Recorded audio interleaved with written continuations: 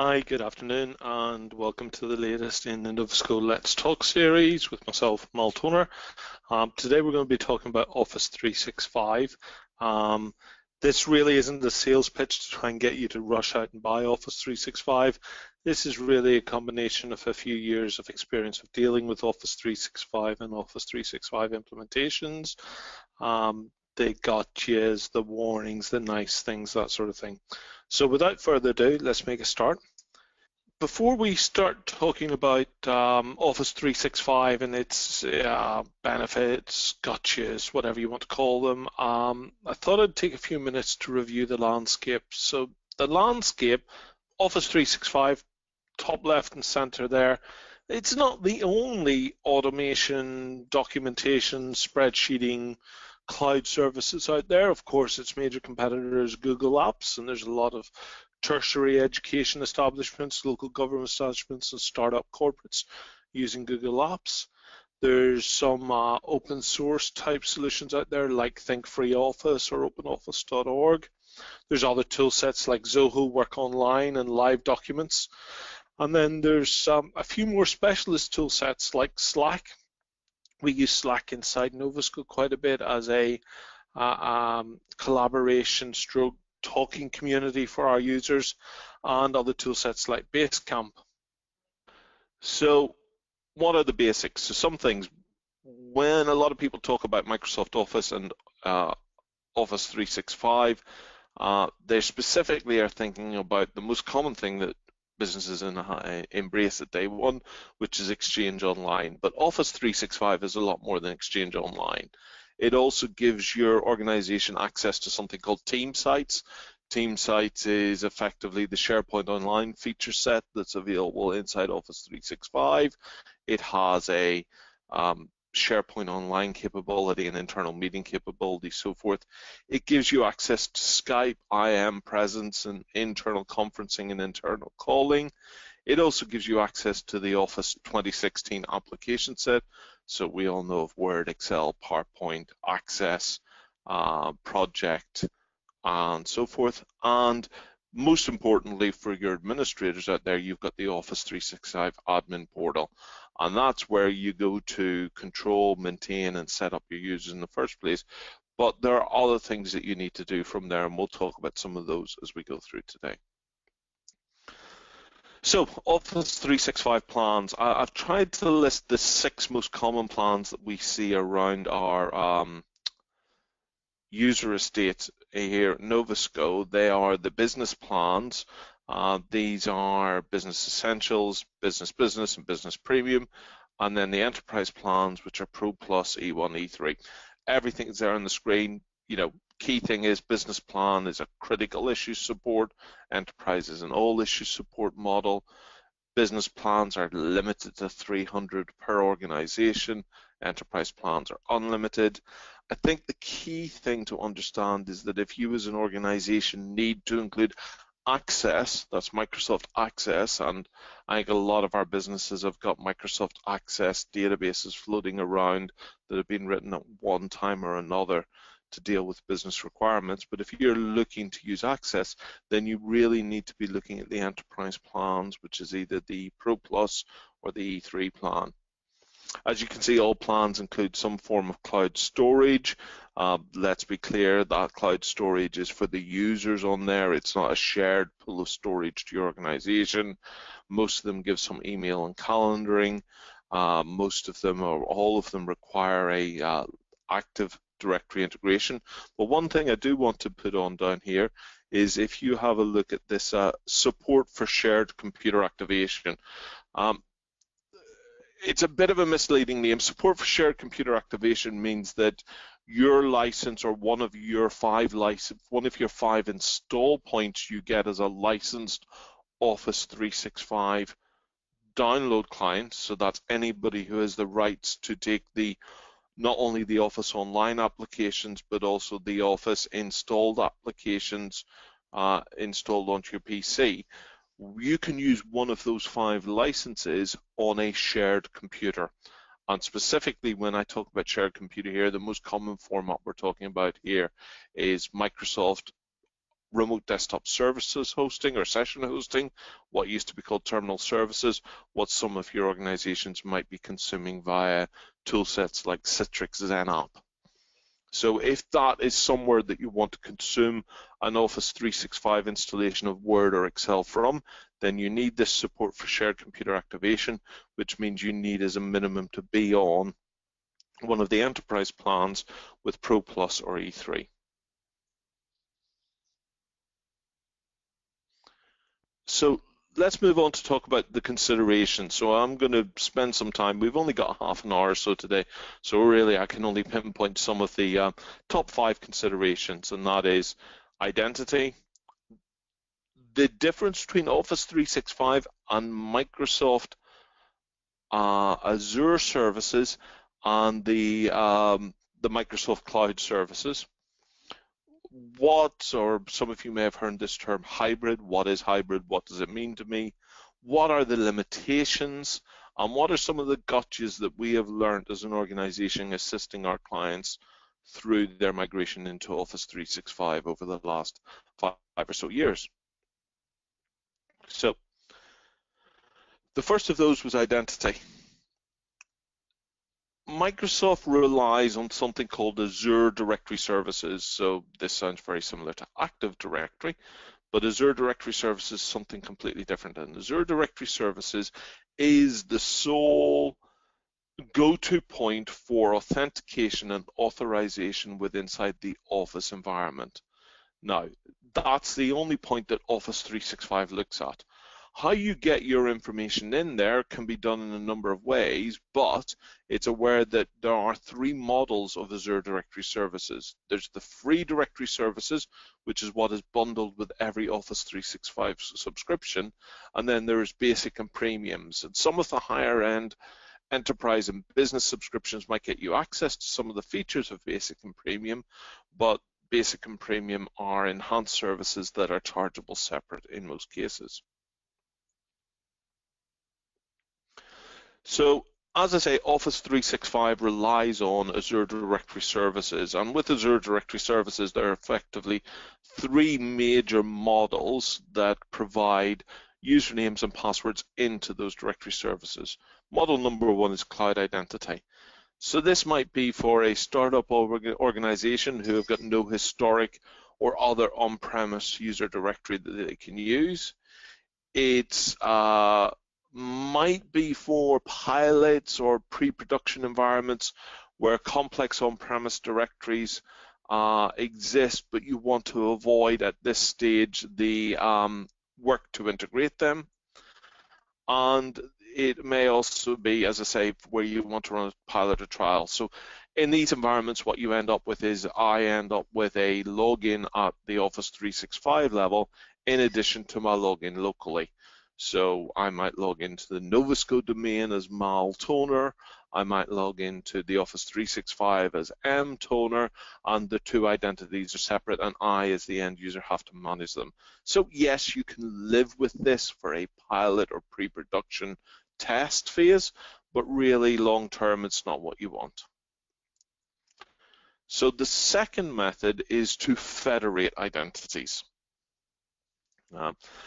Federating identities basically allows us to take the existing AD infrastructure and integrate it using other identities, things like ADFS, Active Directory Federation Services, what was Forefront Identity Managers, or other providers like OneSign, who are a cloud identity provider, and integrate those 2 together. It basically allows for multiple forests on your on-premise or Active Directory environment to be integrated into the Azure Directory Services, and therefore allows you to do hybrid deployments of things like Exchange Server. It gives you a single sign-on and audit and immediate disable facility. It gives you restrictions on network locations and policies you can use, and it basically is done by saying, right, Azure Directory Services, you don't hold any user information about my users, you're simply federating into me. So there is an object in Azure identified as Mal Toner, but anytime Azure is asked anything about that object, it uses its federation link to come back to my directory on-premise and validate that request. Now, that in itself is something that leads to a problem in that if the on-premise goes down and you are using a federated deployment for, let's say, something like Office 365, then users can't get in because the link to the federated directory is not there. Hence, what we see is a lot of organizations considering that if they truly want federated, then they extend their existing on-premise Active Directory into the Azure cloud by hiring a virtual machine in Azure and making that an extended domain controller of their environment. The final method is synchronized identity. So synchronized identity, in this method, the on-premise directory is used to synchronize objects into the cloud identity. So we now end up with two objects called maltoner@novosco.com. One exists in my Active Directory on-premise, one exists in Azure Directory Services, and the synchronization tool called AD Connect keeps the passwords in sync. The great benefit about this type of solution is that in the event that my on-premise goes down, I, as a remote user or someone sitting on a Wi-Fi public hotspot, can still consume services like my Exchange Online, my Office portal, my Office installed locally because I can validate against the cloud, and my OneDrive and Team sites and whatever. One of the things about the synchronized identity is you ultimately don't want federated identities. You want to prepare yourself for the fact that, we all have outages and my Active Directory might go out. One of the downsides is it's synchronized. So if there's a change in my on-premise directory, which is to all intents and purposes the point of one truth for my IDs, then those changes need to be synchronized out to the Active Directory inside Azure Directory Services, and therefore there is a time lag there, let's say 15 minutes. So, if you've got users who are jumping off the corporate network after changing their password and within 15 minutes expecting to log in to their OWA online for Outlook.com, then this might lead you to some issues. But in general, synchronized is the method that most of our clients go for, and it's the method that allows us to get you up and running pretty quick. So as you can see, there's no real need for the federated services with this, and therefore no need to stretch the domain out into the Microsoft cloud. So let's move on to talk about Azure services. So Azure services are something completely different to Office 365. Microsoft have 100 plus data centers across the world, and in some of them Azure services exist, in others Office 365 exists, in some both exist. But the key thing is that these are separate platforms. So if you want an intrinsic link between the two of them, then it's either coming out of Azure services, going over the internet and into Office 365, or you buy a VPN between the two. And Azure services can be got through an EA agreement for part of a planned migration of taking business applications to the cloud. It can be set up with phased billings so that as you phase in, you get the bill increasing as your on-premise resources decrease. The other thing about Azure services, they are generally bundled, so they will sometimes be bundled with a Office 365 deployment or stretching the legacy AD to the cloud as part of the Office 365. But Azure services is where you get the chance to build your own VMs or consume Microsoft services like SQL as a service and so forth from that cloud. So Office 365 is where you're getting your business applications from, but Azure services is where you're putting your business infrastructure that support those applications.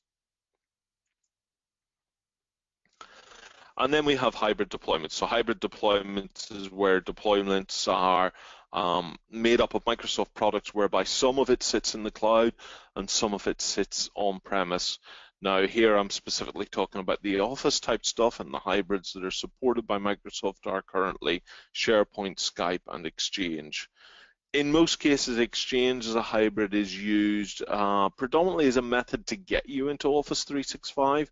A lot of our organizations will initially deploy an Exchange hybrid deployment, put their users into Office 365, and then remove the on-premise and go to purely online. But we do have organizations that, for compliance, security, or simply personal reasons, choose to maintain an Exchange on-premise solution and retain that hybrid deployment. So, that might be that you need to continue to provide on-site at HQ or regional offices. It's a phased migration, so forth and so forth. Yeah.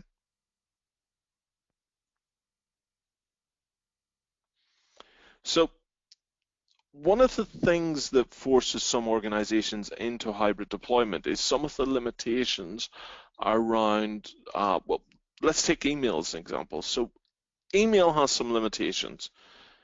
Everything sounds rosy in the Office 365 garden, and in most cases it is, but you just need to be aware of some of these limitations. So, yeah, we all know the mailbox is limited to 50 gig, effectively unlimited for users, and in fact, the users get an online archive, which is unlimited. It's just a separate mailbox. Yeah. Hopefully none of you are going to hit these limits, but you have a message size limit. If you're using Outlook as your client, it's 150 meg. If you're using the OWA feature, it's 112 meg. Those of you who've resigned yourself to using a MacBook, then it's 35 meg. Those of you who are trying to send or receive emails from within tools like your tablet or your mobile phone using ActiveSync, it's 25 meg. And if for any reason some of you are emailing distribution lists set up inside the Exchange Online environment in excess of 1,000 users, not saying you would or you wouldn't, but if you are actually limited to no more than 2 meg for the emails and that. Interesting one that really doesn't get touched that much because very few people are in this environment, but the user has a 10,000 a day daily recipient limit. So I, as a user, cannot send email to more than 10,000 individual email addresses in the working day. So that's midnight to midnight, judged by the time zone where your Office 365 lives, and we'll come on to that a little bit later on. For that reason, we've worked with some very large organizations who still do their own external mailing for billing or whatever reasons, and they have chosen to keep a hybrid environment, keep the mailboxes that generate those emails going out on premise. So, tertiary education organizations who might be sending out emails to every student within inside the organization. So I think next we'll talk about limitations on storage. So I've already said you get 1 terabyte per user personal storage. It's a massive amount of storage. There's no performance characteristics around that, but let's be honest with you, we're all accessing this over the internet, so that's always going to be our choke point to all intents and purposes. If you set up SharePoint Online team sites, then you get initially 10 gig per tenant team storage plus half a gig per user associated with that tenancy. So if you've got 100 users in your Office 365 tenancy, you'll get 10 gig plus 50 gig, 60 gig in total. There is, however, one thing to be aware of, and that is when you're using OneDrive, which is the toolset that most of us would use to synchronize our laptops or desktop devices with our online storage, that's the 1 terabyte that we have up above inside OneDrive, there is a limitation of 20,000 items. So just out of interest, about a week ago, I sat down on my PC and actually said, well, if I considered my mToner documents directory, which would be useful to have synchronized into my OneDrive if my ISO policy allows such, and I consider my mToner pictures area, Yeah, I've got 3 lovely daughters. They're into sports and everything. I take a lot of pictures. I store them. Um, how many files is that? So I had a quick look.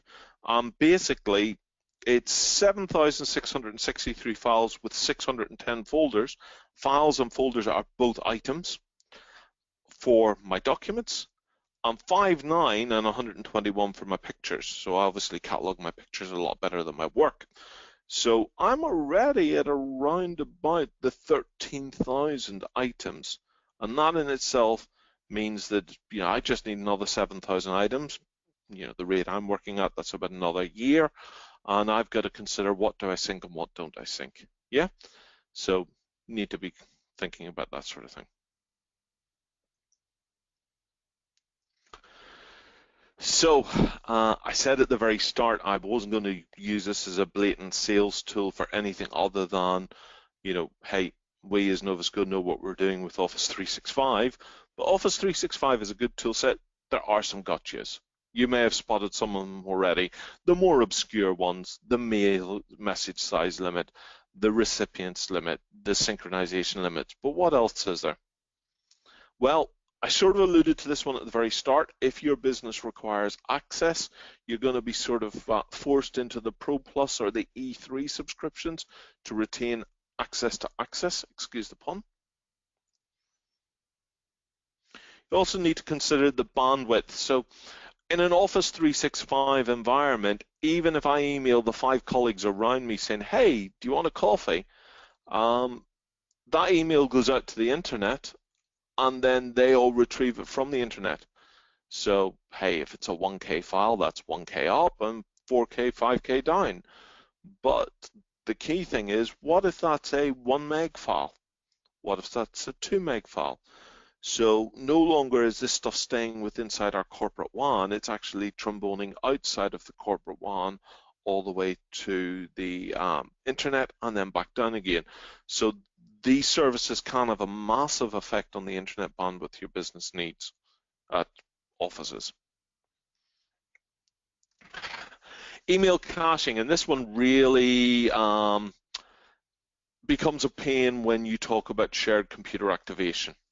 So with Office 365, when I set up Outlook, I can either, as myself or via a group policy from my Active Directory or an Intune policy from my Azure Directory services, set the amount of cache, the number of days that the user can cache on their local device.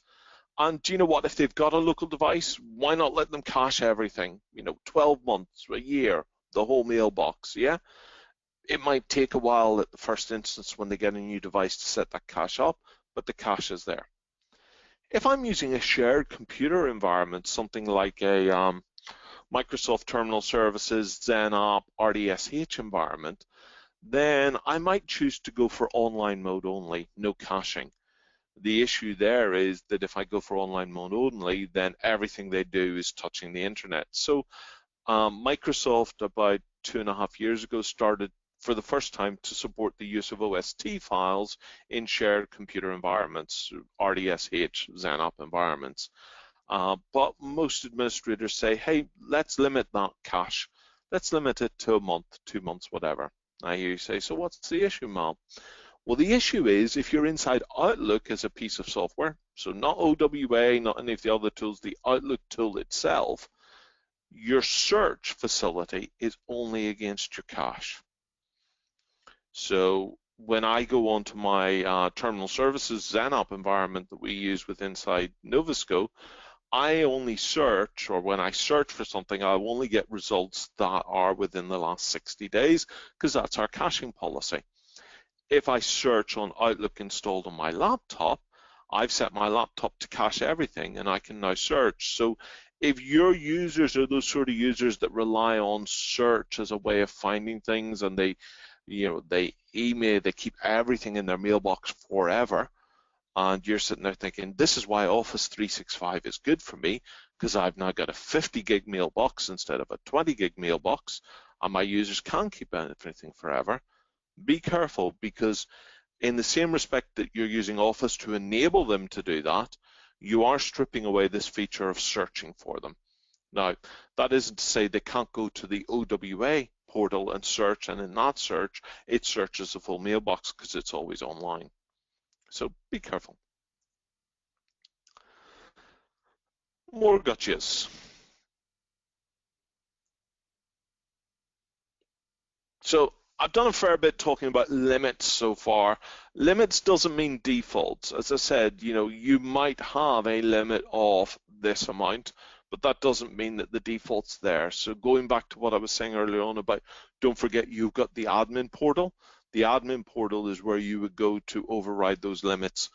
Some of it can be done via group policy. If you're a truly cloud identity only organization, that's where you'll use tool sets like the Intune that comes with the Azure directory. This is one that a lot of people hit during that migration phase, and this is cross-environment permissions. By default, your delegate access and stuff like that will propagate out to Office 365 as part of your migration phase, as long as your partner makes sure that they do that for you. But during the migration phase, the cross-environment permissions, so if I'm a user sitting on premise still, and my PA, I wish I had one, but my PA had been migrated to Office 365, I could easily find out that my PA, he may no longer have permissions to my mailbox and delegated access because he's sitting on the cloud and I'm sitting on premise, and the permissions don't work. And things like, even simple little things like him looking at my calendar now become free busy only rather than full detail. So really, if you're going to do this phased migration, or even worse, you're going to think about a long-term hybrid migration, you need to think about where users are placed in case they need to do this sort of cross-environment permissions. Also, and I'll come into more detail on this in a few minutes, but beware of custom code and plugins. So custom code, just because you've got something working on your on-premise SharePoint doesn't mean that it's necessarily going to migrate at all or well to an cloud SharePoint environment. And if you've got a plugin for Excel, you need to think about how that plugin is going to be affected by moving to Office 365 Excel. And let's be careful here. Office 365 Excel is slightly different than Office 2016 Excel. They are two slightly different products. They're maintained in different ways. They're coded in different ways. They're updated in different ways. So just be wary of that. And this sort of comes on to, one of the major points about Office 365, it's an evergreen product. If I keep paying my subscription, I keep getting the tool, I keep getting the new features, I keep getting updates. I come to my computer in the morning and I boot up and it says, we need to update Office. I don't really get a choice. My administrator doesn't really get a choice. I just get Office updates. So going back to custom code and plugins, who's verified that my specific custom code or my specific plugin for my in-house document management or my in-house CRM or my in-house sales tool is continuing to work? So I sort of mentioned this one earlier on, data locations. Some of you may have seen an email our business sent a while back reminding you that you had until something in my brain says October 17th. It might have been September 17th. If so, sorry, you've missed the date. But let's say it's October 17th. You've got up until October 17th to ask Microsoft to make sure that your data is located in the geo position that suits your business. So the first map at the top sort of roughly shows you where Microsoft have got data centers, some over in China, some down in Australasia, quite a few around Europe, North and South America. If we zoom in on Europe, you'll see that they particularly pick out Ireland, the Netherlands, and so forth. And they've almost done this separate geo of the UK, and I guess this is in preparation for Brexit, where they call out that in the UK we've got 3 data centers, Cardiff, the North, and London. If we drill down a little bit more and look at the UK data centers, this is data locations where they sit for certain things. So in Durham, England, that data center offers Office 365 features of Exchange Online, SharePoint Online, Project Online, and OneNote. The London one has got Exchange Online, SharePoint Online, Project Online, OneNote, and Skype for Business.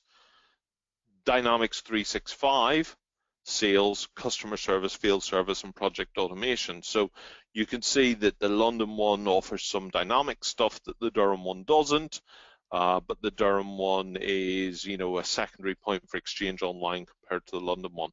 We go over to Cardiff. Cardiff for Office 365 only offers Skype for Business, so it's the secondary location in the UK for Skype for Business. And then it offers Dynamics, sales, customer service, field service, project. So you can see every service has got 2 locations. However, you have to go to Ireland and the Netherlands to get the Azure Active Directory. And you have to go to Office 365 to Ireland and the Netherlands to get either the Planner, the School Data Sync if you're in education, or the Microsoft Teams. Even worse, if you're thinking about a business is using Yammer or Sway, well, they're only hosted over in the States. So I think what I'm trying to say here is that just don't assume that Office 365, because you've asked for your data to be in the UK or even the EU, is going to make sure that all your data stays in the UK or EU. If you're using Yammer, that's only in California currently. That will change, and things are expanding, but it might be that you, for whatever compliance or UK rulings or whatever, can't use Yammer just yet. Or it might be that you just have to make sure that the data you use is in the right place.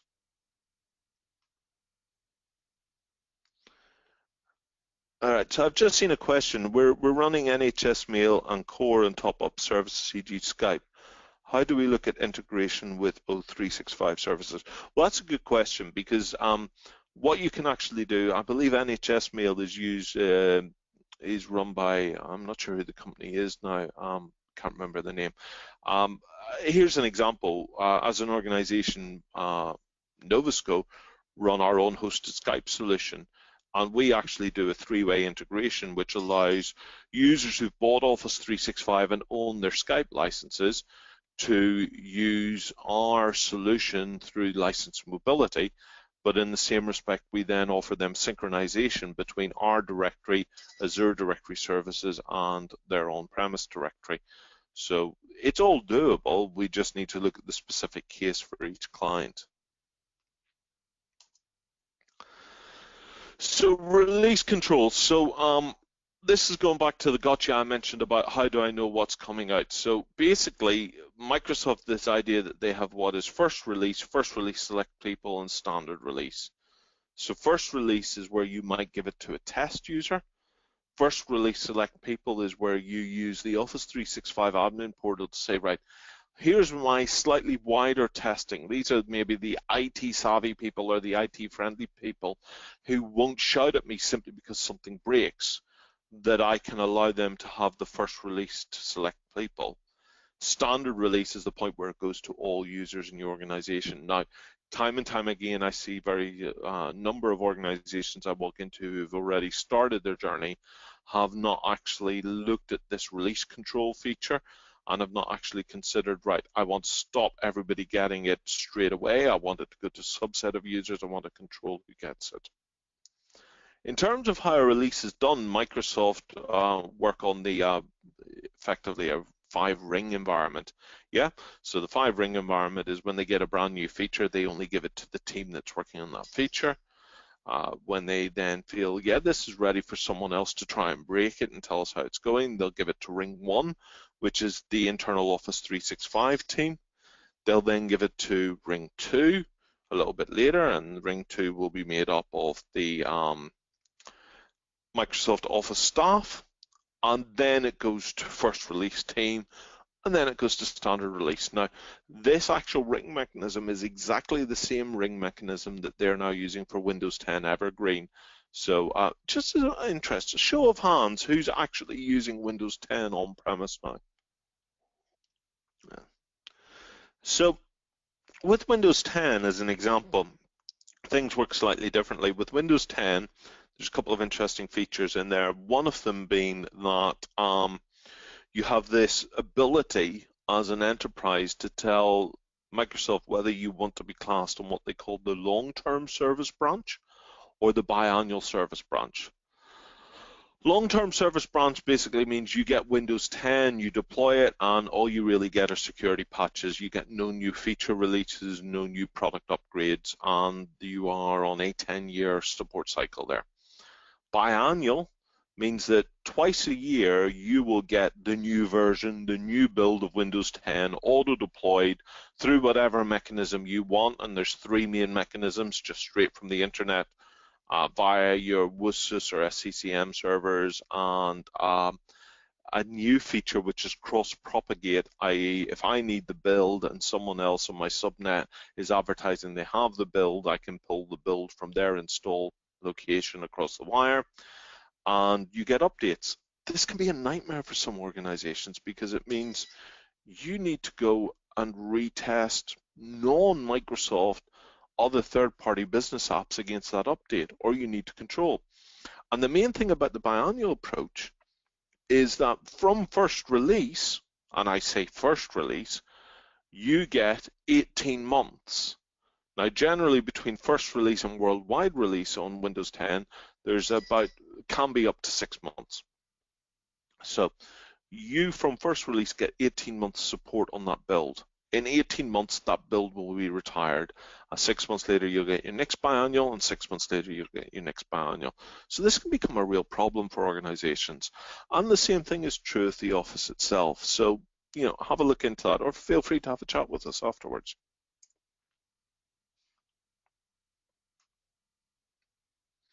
So, trying to get to the end here, things to be considered. I did promise I'd only keep you about half an hour. I'm already 6 minutes over. I'm sorry, but here we go.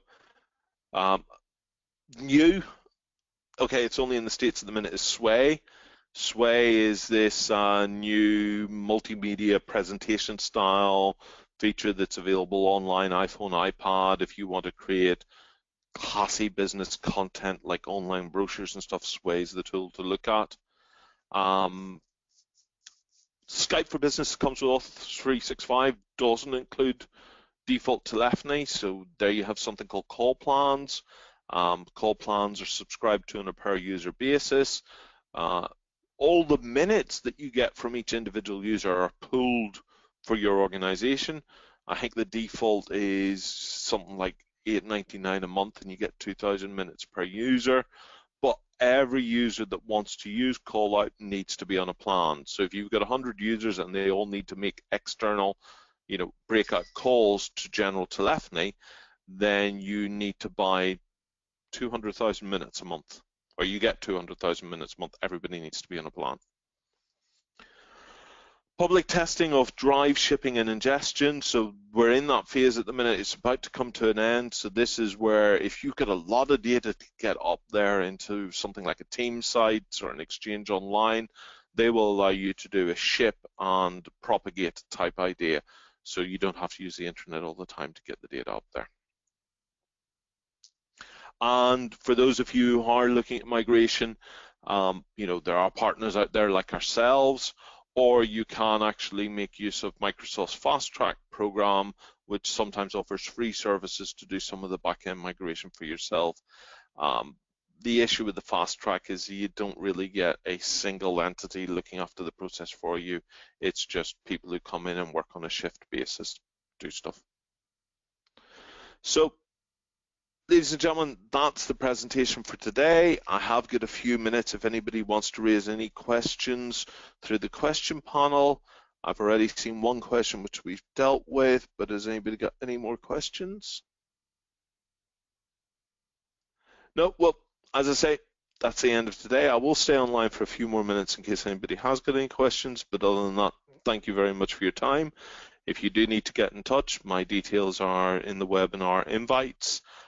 This webinar will go online in a few days, and if anybody is interested in a copy of the slides, then please feel free to email into Novosco and ask for that. Thank you.